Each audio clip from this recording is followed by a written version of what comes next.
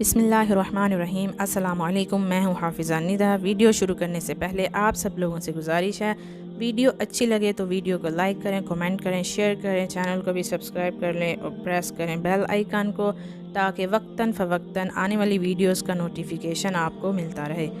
تو آج کی جو میری ویڈیو ہے اس کا موضوع ہے کہ کس طرح نیک اولاد والدین کے جنت میں درجات بلند کرنے کا ذریعہ بنتی ہے۔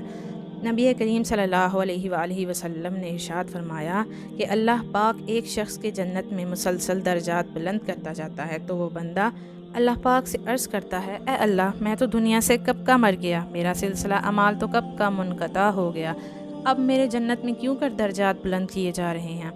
تو اللہ پاک اس سے ارشاد فرماتا ہے، اے میرے بندے، تو اپنے پیچھے ایسی ستھری اولاد چھوڑ کے آیا ہے جو مصلی پر بیٹھ بیٹھ کے دعائے بخشش کیا کرتے ہیں۔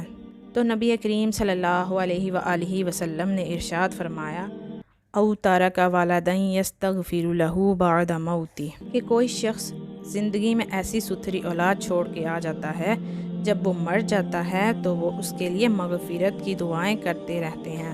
وہ بندہ مر کر مٹی میں دفن ہو جاتا ہے، لیکن اس کی قبر میں اس کا ثواب اور ٹھنڈک پہنچتی رہتی ہے۔ تو اگر آپ کی اولاد ہے تو اس کی تربیت ایسے اچھے انداز میں کریں کہ آپ مر کر مٹی میں بھی دفن ہو جائیں تو آپ کی اولاد آپ کے لیے مغفرت کی دعائیں جاری رکھے۔